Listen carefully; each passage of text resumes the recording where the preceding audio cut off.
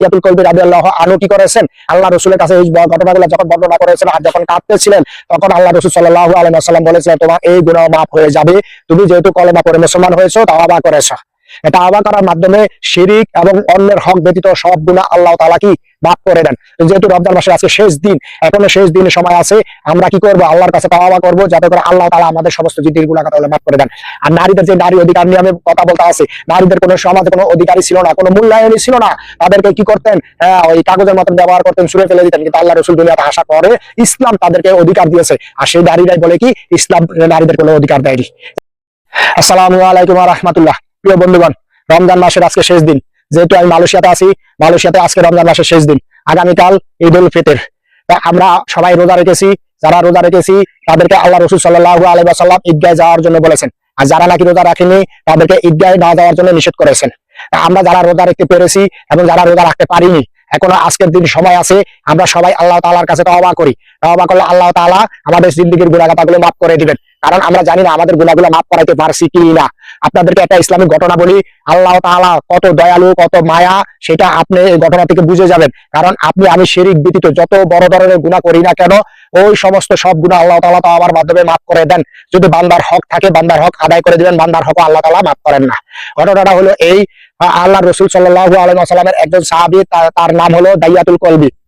এই দাইয়াতুল কলবির জীবনের যে ঘটনা, এই ঘটনাটা আল্লাহ রাসূল সাল্লাল্লাহু আলাইহি ওয়াসাল্লামের হাতে কলেমা পড়ার পরে, কালিমা পড়ে মুসলমান হওয়া করার পরে দাইয়াতুল কলবি রাদিয়াল্লাহু আনহু আল্লাহর রাসূলকে বর্ণনা করেছিলেন। দেখেন, এখানে একটা ঘটনা বিষয় জানার বিষয় হলো এই, যে আমরা যে বলি যে নারী অধিকার, নারীদের কোনো মর্যাদা নাই, এটা বাংলাদেশের নারীরা কিন্তু বলে থাকেন। আসলে আল্লাহ রাসূল সাল্লাল্লাহু আলাইহি ওয়াসাল্লাম যখন ইসলাম নিয়ে এসেছেন, আল্লাহ রাসূলের আমলে কিন্তু নারীদেরকে অনেক বেশি মর্যাদা দিয়েছে। তো ঘটনাটা হলো কি, কারণ আল্লাহ রাসূল দুনিয়াতে আসার আগে যে যুগটা ছিলেন, যে সময়টা ছিলেন 500 থেকে 550 বছর, ওই সময়টা ছিলেন হলো কি জালিয়াতের যুগ, বর্বরতার যুগ। ওই যুগে কোনো বাবা যদি কন্যা সন্তানের বাবা হতেন, তার ঘরে যদি কন্যা সন্তান হতেন, তার কোনো মর্যাদা ছিলেন না, তাকে সবাই তিরস্কার করতেন, এবং কি সব বাবারা কি করতেন, কন্যা সন্তানকে জ্যান্ত দাপন করতেন। তো ঠিক দাইয়াতুল কলবি রাদিয়াল্লাহু আনহু উনি ইসলাম ধর্ম গ্রহণ করার পরে তার যে ঘটনাটা, সে 70 থেকে 72 জন কন্যা সন্তান কি করেছে, জ্যান্ত দাপন করেছেন। তার একটি সন্তান ছিল, যেটা তার স্ত্রী অনেক গোপনে লালন পালন করেছে। কন্যা সন্তান দেখতে অনেক সুন্দরী ছিলেন, এবং কি ওই দাইয়া কলবি রাদিয়াল্লাহু আনহু দেখে, ওই সন্তানকে দেখে তার মায়া লেগেছে। ওই সন্তানকে সে হত্যা করতে চায় না, কিন্তু সে ছিল নেতা হওয়ার পরে যখন ওই এলাকার মানুষ, ওই সমাজের মানুষ যখন তাকে তিরস্কার শুরু করেছেন, এবং কি তাকে নেতা মানতে চাননি, তাকে সমাজ থেকে বিতাড়িত করার চেষ্টা করেছেন, বা সবাই সিদ্ধান্ত নিয়েছেন, অমন্ত অবস্থায় সে কি করছে, সহ্য করতে না পেরে তার ওই সন্তানকে মরুভূমিতে নিয়ে জ্যান্ত দাপন করে দিয়েছেন। ওই সন্তান চিৎকার করে বলেছিল, বাবা আমি তোমাকে কোনোদিন বাবা বলে ডাকবো না, আমি তোমার কাছে কোনোদিন যাব না, আমি তোমাকে পরিচয় দিব না, তুমি আমাকে বেরো না। ওই সন্তানের আকাকুতি এত ছিলেন, তার হৃদয়, পাথর হৃদয়কে নরম করতে পারেনি।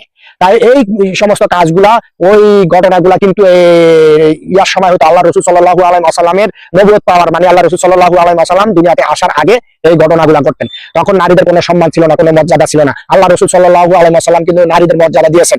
তখন ওই দাইয়াতুল কলবি রাদিয়াল্লাহু আনহু কি করেছেন, আল্লাহ রাসূলের কাছে এই ঘটনাগুলো যখন বর্ণনা করেছেন আর যখন কাঁদতেছিলেন, তখন আল্লাহ রাসূল সাল্লাল্লাহু আলাইহি ওয়াসাল্লাম বলেছিলেন, তোমার এই গুনাহ মাফ হয়ে যাবে, তুমি যেহেতু কলেমা পড়ে মুসলমান হয়েছো, তাওবা করেছো। তাওবা করার মাধ্যমে শিরিক এবং অন্যের হক ব্যতীত সব গুনাহ আল্লাহ তাআলা কি মাফ করে দেন।